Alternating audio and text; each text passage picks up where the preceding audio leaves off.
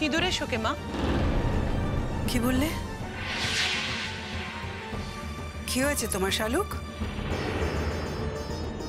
কি শালুক,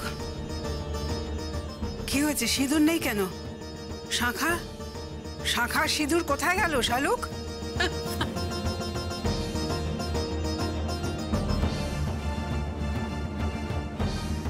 আমি তুলে দিয়েছি মা।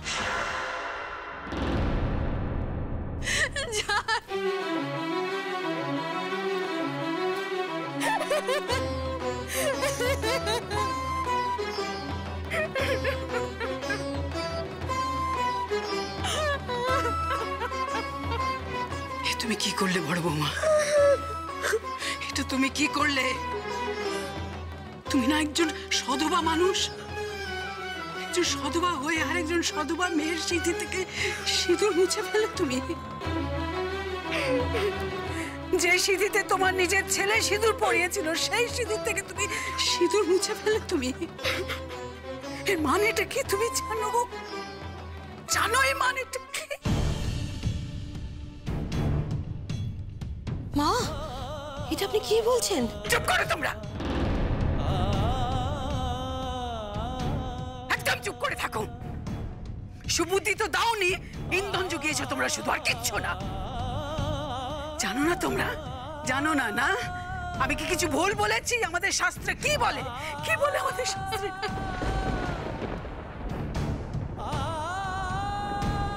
একটা মেয়ের সিঁথি থেকে কখন সিঁদুর তুলে দেওয়া হয়? তার আত্মীয় স্বজনেরা কখন, কোন সময় তার সিঁথি থেকে সিঁদুর তুলে দেয় তুমি জানো না তোমরা?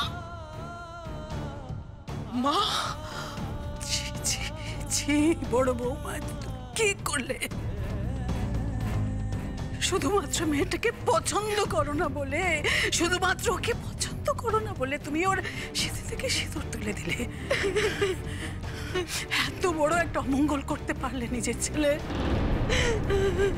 তুমি তোমার ছেলের এরকম অমঙ্গলটা করতে পারলে?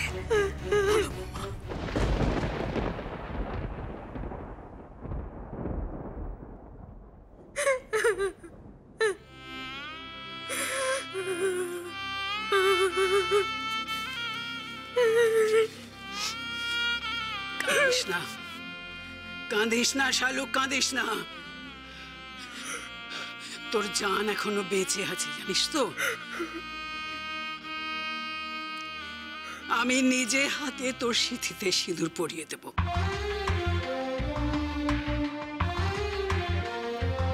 তারপর দেখি এই সিঁদুর আবার মুছে ফেলার কার সাধ্য, কার সাহস থাকতে পারে।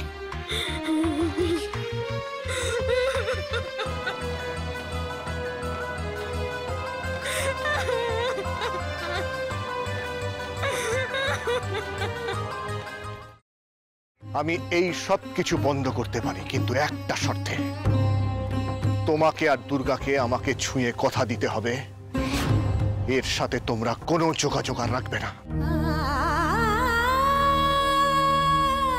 শোনো, আমরা এখনো তোমার মতন এতটা পাথর হয়ে যায়নি। তোমাকে ছুঁয়ে আমি এত বড় কথাটা, এটাই আমার শেষ কথা তোমাকে।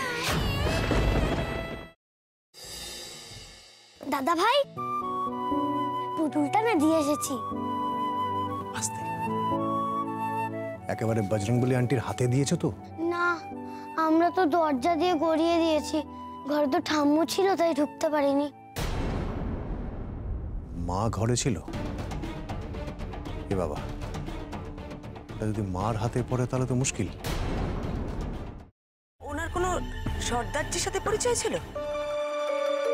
সর্দারজি? না। ঠিক আছে, আমি তাও বলবো আপনারা একটু ঠান্ডা মাথায় ভাবুন। আসলে আমার জানাটা খুব দরকার। আমি তাহলে আসি, কিছু মনে পড়লে আমাকে অবশ্যই জানাবেন। আচ্ছা।